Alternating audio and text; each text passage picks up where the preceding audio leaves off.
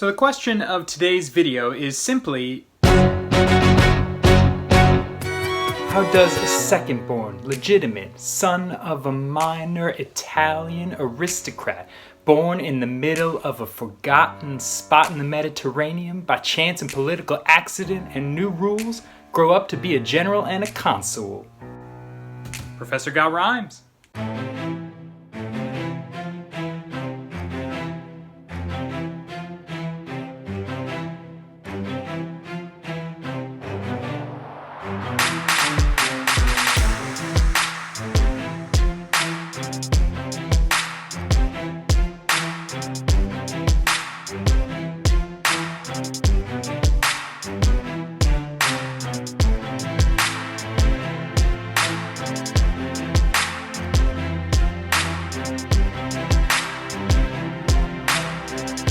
For this, our first deep dive into the world of Napoleon Bonaparte, you're going to need something to take notes with and one primary source, Napoleon's proclamation to the people of Egypt.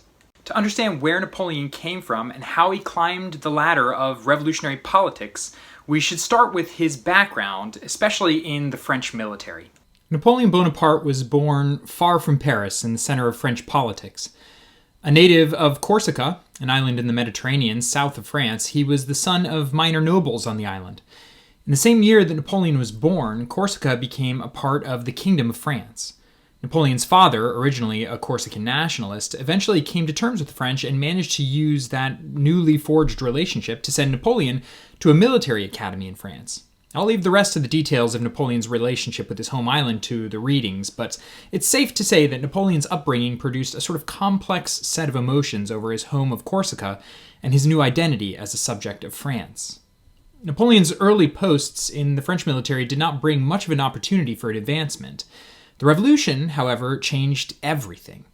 As the revolution progressed, Napoleon eventually joined a local Jacobin club and kept up with the political happenings in Paris.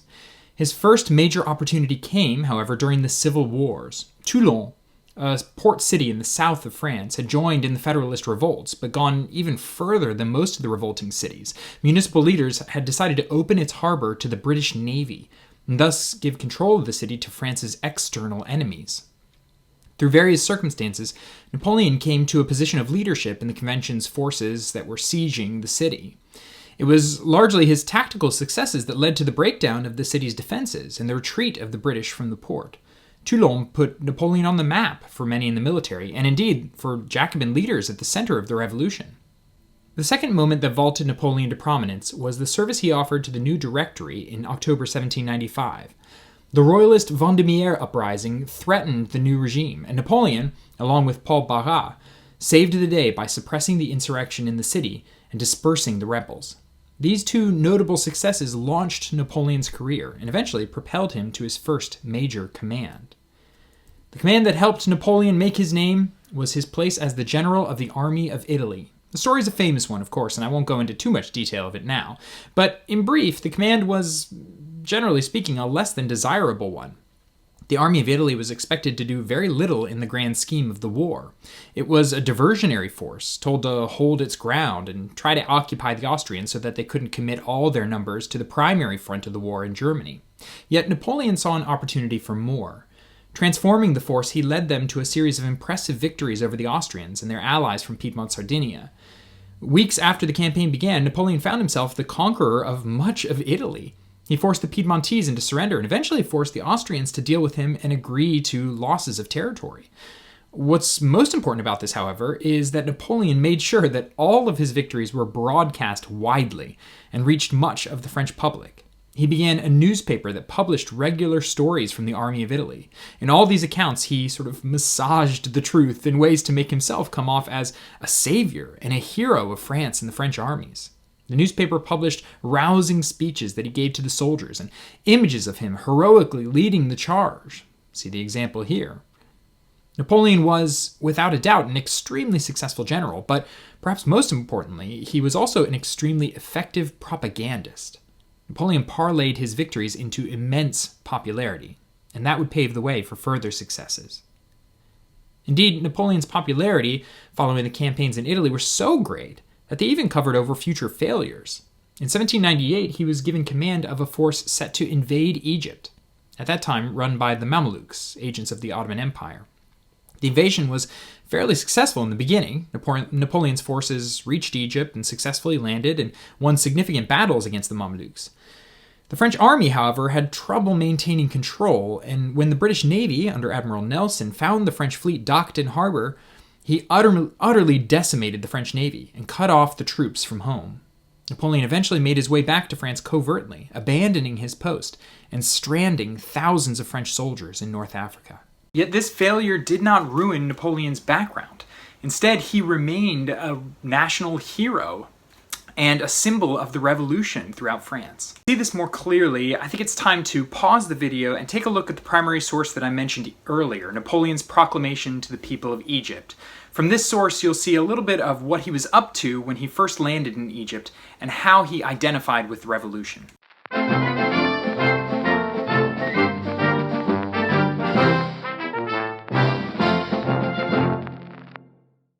In reality, this source is yet another one of Napoleon's pieces of propaganda. Seemingly everything that he published in his name was scripted and shaped in very intentional ways for his own aggrandizement. Yet there's value in looking at how this was done. In particular, I find it really notable the way that he describes himself in this proclamation to the people of Egypt, and the way that he seeks to convince them to cooperate. Check this passage out, for example. "People of Egypt," he writes, "you will be told that I have come to destroy your religion. It is a lie. Do not believe it. Reply that I have come to restore your rights, to punish the usurpers, that I respect God, his prophet, and the glorious Quran more than the Mamluks. Tell them that all men are equal before God. Wisdom, talent, and virtue are the only differences between men." Napoleon seems clearly interested first in making overtures to the Egyptian people and assuring them that he had not come to harm them or to threaten their religious beliefs. Yet he also tapped into the language and sensibilities of the revolution in the way that he sought to undermine the local authorities who he did declare war against. Napoleon trumpeted himself as an agent of the revolution, even in places far from the center of France.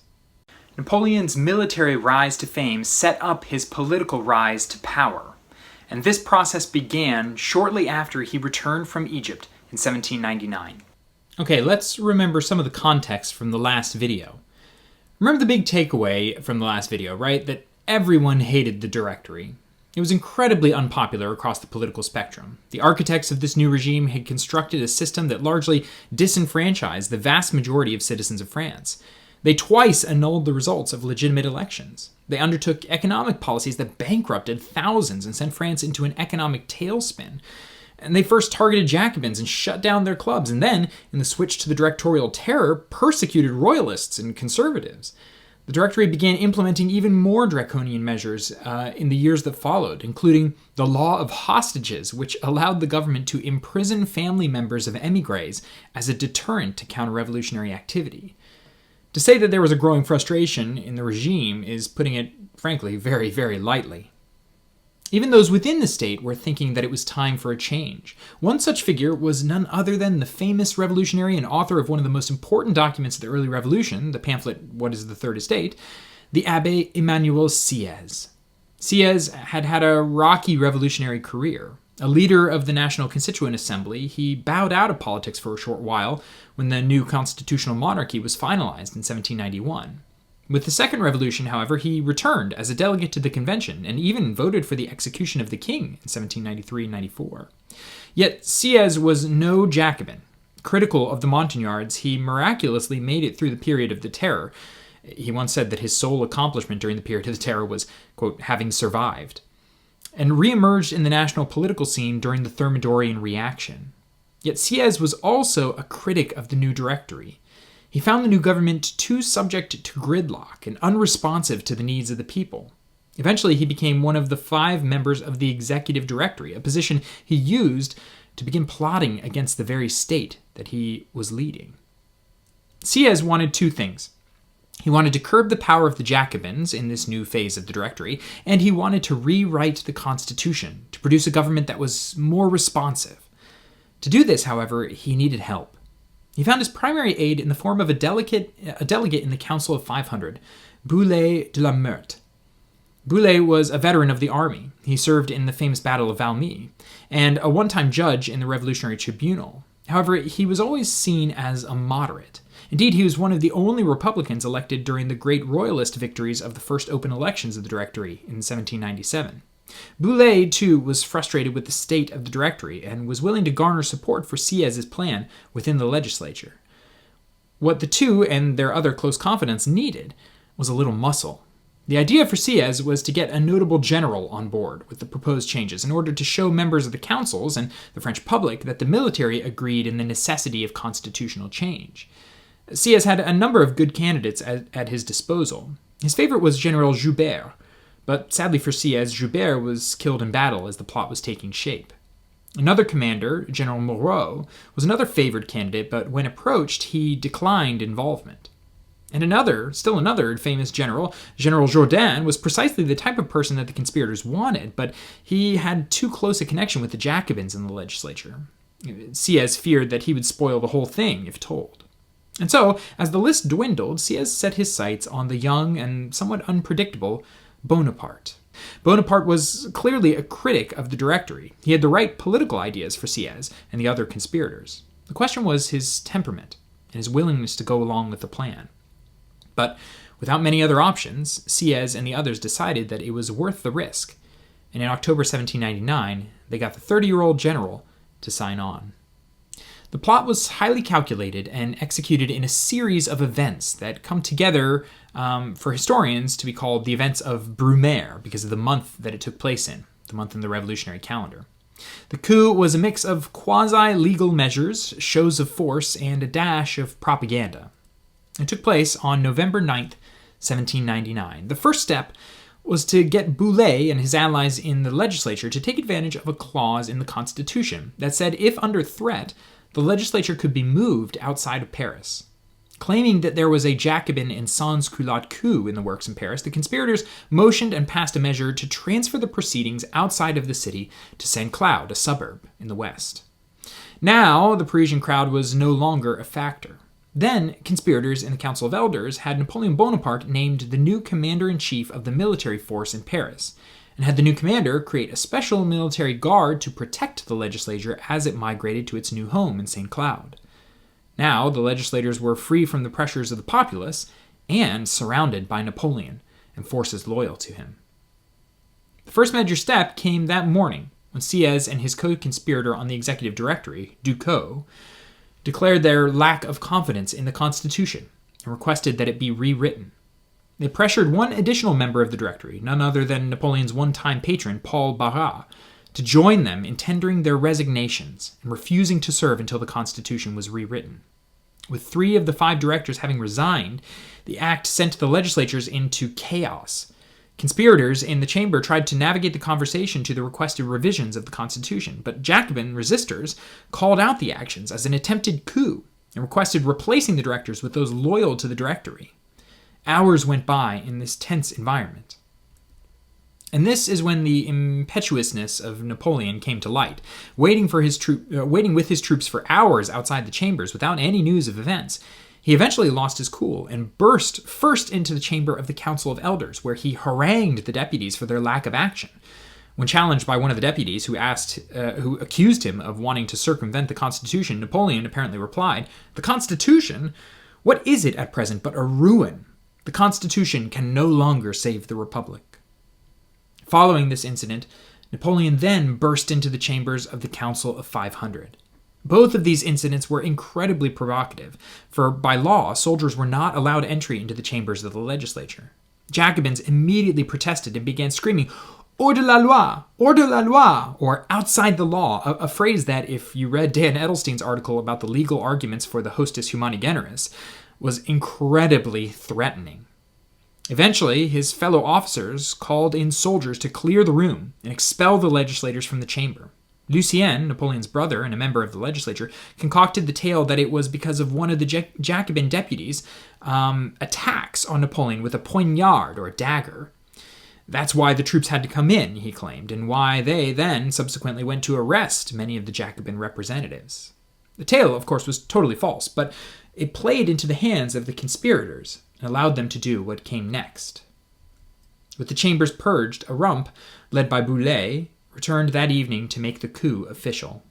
They impeached many of their Jacobin confrères from the councils, declared the constitution nullified, and established a new provisional government whose goal it would be to create a new constitution for France. The day ended with 3 new de facto rulers of France, the members of this new provisional government, who swore allegiance to the revolution and to the construction of a new government: Sieyès, Ducos, and Napoleon Bonaparte. Thus ended the Directory. But the job of Sieyès, Ducos, and Bonaparte was not finished. They still had to set up this new regime. And this is where we finish our story of Napoleon's rise to political power. The new government that the leaders of the provisional government set up took shape in yet another constitution for France.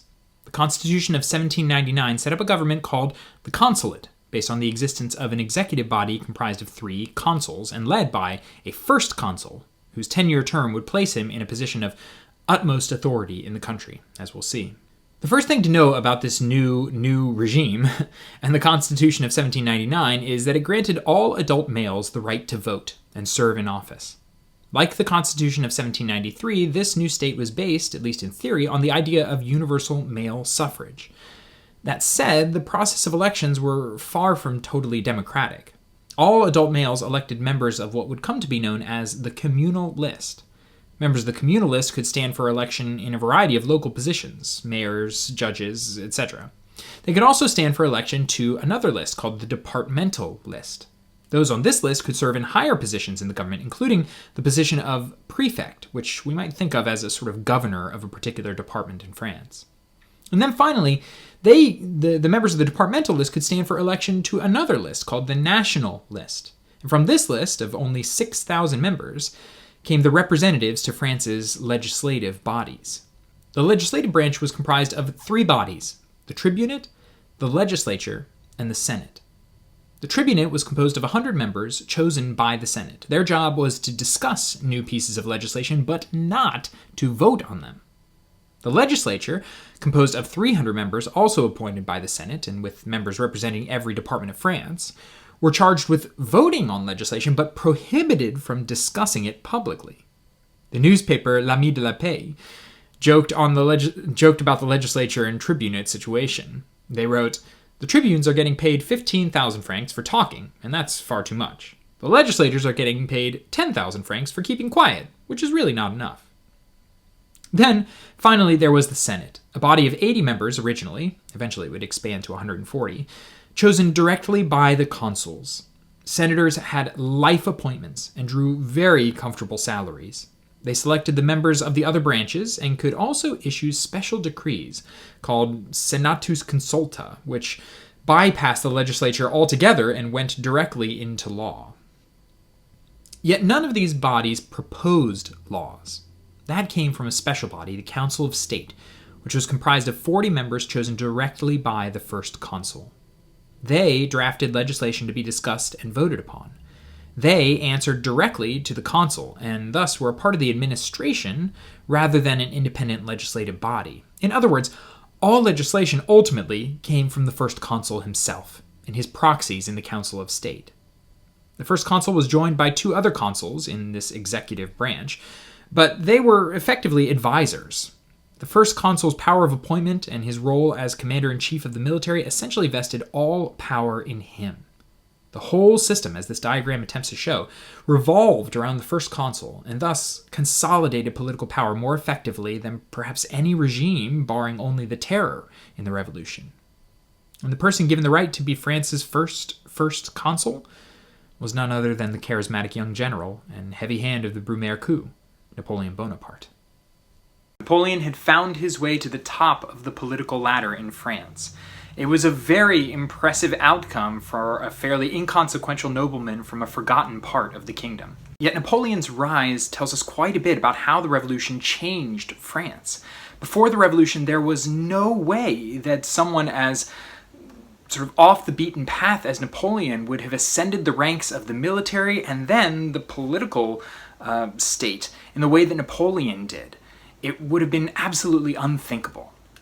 The revolution had helped produce Napoleon, and as first consul, he had the ability then to take control of the revolution and do with it what he wanted. But for that story, you'll have to tune in next time. Until then, good job, good luck, see you in class.